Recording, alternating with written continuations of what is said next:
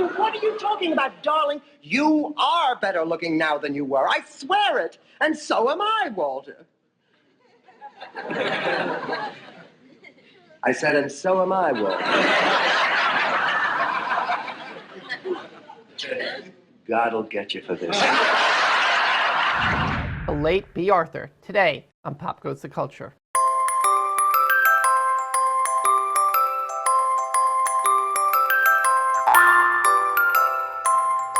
I'm David Levin, and welcome to another invigorating episode of Pop Goes the Culture. Today, my archival conversation with Bea Arthur continues. In part two, we'll talk about life after Maude, some of the shows she didn't do, and a few of the ones that didn't quite work out, like the American Fawlty Towers. Of course, we'll talk about how she got involved with Golden Girls and why she left, and some of her favorite moments. Here's the late, great Bea Arthur. How much do you think, you look at that first episode where Maude sort of comes in and takes over, and then your series. Did you change the character at all? No. They didn't, as I said. They didn't change the character. They didn't change the name. It was Cousin Maude. And I don't remember whether we went to each other's homes. I think maybe just the original spin-off. Right. They came, I think my daughter was getting remarried or something, and then they came, Archie and, the whole family came. But after that, we went our separate ways. Right. Spin-offs you guys were one of the early spin-offs, really. In terms of, they didn't do spin-offs until then, did they? No, not that I know of. No, and then I had a spin-off, which was Good Times. With Esther Roll. How did that? Spin-offs. There's always the possibility that when a character leaves a show, that it's going to change the show somewhat. How much do you think that impacted your show? What changes did you guys have to make? No, I don't think it did, because I think we may have not milked, but used the character of Florida, and really pretty much used it up. I mean, I remember, for instance, there was a musical we were putting on for some kind of a charitable thing. And Florida and I performed Me and My Shadow. But I insisted that I played the shadow, And so there was much about, that she had to use the front door. She didn't use the back door. It was the misguided liberal. Well, if Archie was all the way to the right, Maude was all the way to the left. Right. That became the controversy. Right. And constantly making mistakes. But with good intentions, I would guess. I know later in the series that Maude ran for the Senate. Yes. How did that storyline come about? And if you could sort of, for the viewers who haven't seen it, walk us through that. I don't really know how that came about, but I won. But I was a senator. Right. I became a senator, and Norman and CBS wanted to continue the series, only placing it in Washington, where I would be the senator, and there would be a whole new group of characters, and I felt that it wouldn't make sense to start all over again with a new group in a new setting, because it would still be the same character, Maude, and I didn't think we could top what we had done in the past, so we decided to call it a day. And then, of course, I must tell you, then came all the scripts that were totally unlike Maude, I mean, one where I was I was a judge, a lady judge, the widow of a police lieutenant, somebody in police records, or there was one where I was to be a plainclothes woman working with a Puerto Rican man. I mean, there were many, many, many, many. I'm the queen of sitcom. I did 1 million of them. Not quite, but. Absolutely. Well, the interesting thing, first of all, did you keep any memorabilia from the Maude set at that point? When it was over? When Maude was done, did you keep any souvenirs? I don't keep anything. No? I don't keep reviews. I don't keep anything. I always feel if I start saving things, that means there won't be any future stuff. Keep looking forward. You did a couple of series, I know, some sort of went by pretty quickly. Is there any of those that you want to talk about? Yes, I mean, I was offered what I thought was going to be the high spot of my life. They were doing and it was a friend of mine, a young writer who had been on Maude, got the rights to do Fawlty Towers, the wonderful British thing, starring John Cleese. And I thought, great, because I am a wonderful sketch performer, I know that. And I thought, it will be so totally unlike Maude. I mean, it's certainly not based in reality. And I just envisioned it the way Fawlty Towers had been done, only I figured instead of, Basil Fawlty being the lead, I would be the lead, and my husband would be the long-suffering one. And I don't know whether you ever saw Fawlty Towers, but it was a brilliant, brilliant thing. And actually, it ended up with the only similarity between Fawlty Towers and the show that I did, which was called Amanda's by the Sea, was that there was a little busboy that I used to beat up constantly. And that was the only similarity. I think we did 13, and they only showed 10. So those 3 unseens. And then, God, what else did I do? I did AKA Pablo. That was another Norman Lear with Paul Rodriguez. It was to be, an ethnic show taking place in L.A. And that didn't go. I don't know how many we did. And then Norman and Dick, I can't think of his name at the moment, came up with what Norman thought was going to be brilliant, which was loosely based on his own father, who was a bit of a con man. And it was called P.O.P., Pop. And it starred Charles Durning, and I played Charles' wife, and we thought it was going to be, I don't think it was ever seen. I don't know whether they played it once, but that was the end of it.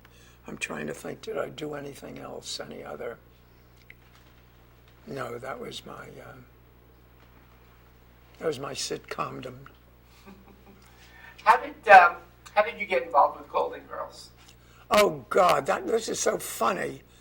My agent called me and said, "What is this? I hear you're doing a new series." And I said, "No, I don't. What are you talking about?" He said, "Oh, yes, oh, yes." He said, "NBC, something called Golden Girls." I said, "I know nothing about it. I don't know what you're talking about." Well, turns out, we found out later, the script had been sent to every elderly actress in the country, and the only similarity was it said a Bea Arthur type. So when I finally got the script, I flipped. I thought it was the most brilliant thing I'd ever read. I mean, so funny and so adult and so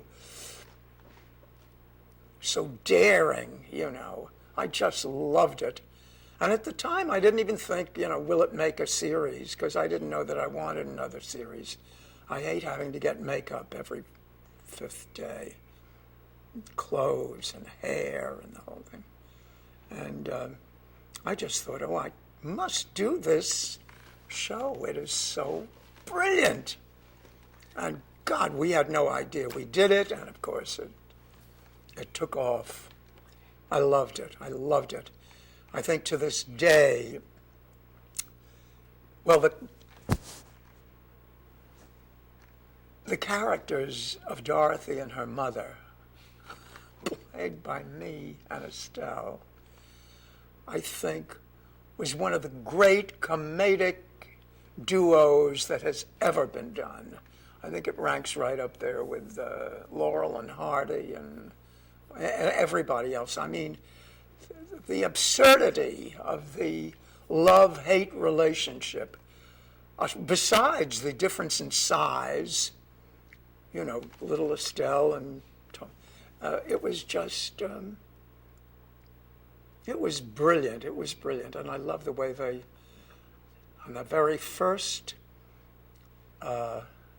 show that we did, it was announced by someone, I forget who it was, that Estelle had suffered a stroke, and as a result, really wasn't capable of monitoring her speech, meaning she could say any goddamn thing she wants, you know.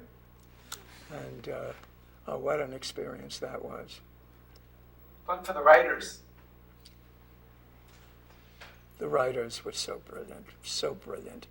And again, it was one of those wonderful relationships where we could all say, you know, I could say, look, wait a minute, I think shouldn't Betty take this line or so-and-so, or would I say this, would I say that? And, you know, we'd talk it out, we'd work it out. It was just a joy, a joy. I heard from Jay Sandrich that originally Betty White was supposed to do the Blanche role. Yeah, I heard that, but all that was before I entered the fray. Apparently, they had been cast ahead of me. I was still just the Bea Arthur type, so I don't know. But I think that was based on the fact that that's what Betty had played on the Mary Tyler Moore Show, you know. And so it was the easiest thing to do. So they violated the expectations and switched the two, because wasn't Rue on Maude played sort of more of a wide-eyed innocent? Right, exactly. So they got to trade those roles up. Yes. What was the response when Golden Girls went on the air? Because in a youth-oriented, youth-worshipping culture, here's this hit show. You know, I have to tell you something. When I read that script, that first script, I wasn't even aware of the fact that we were older women. I just thought, what a funny, literate piece of writing. And, of course, very shortly after that, it became obvious that everyone thought, oh, isn't this odd and wonderful? Here are a group of elderly women, very well groomed, great earrings, active sex lives. You know, I mean, prior to that, when we thought of elderly people, it was, you know, you could almost smell them. And here were these viable, fabulous women. Oh, I adored it. They had love stories. They were living. They were not sort of sitting idle. They were continuing. But what was really funny about it was the fact that here you have, women, Golden Girls, and one of them is still dealing with their mother. Like, you know, you're a teenager and you're watching this and you're going, is this going to be me, 30, 40 years from now going through the same thing again? Yes. Again, another groundbreaking show in terms of the way it was. Absolutely. On a show like that, what's you talked earlier about what it was like to be able to have that give and take creatively. What's it like for someone who hasn't been on a set? What's the creative atmosphere like on a set like The Golden Girls? Oh, it was a joy coming to work every day.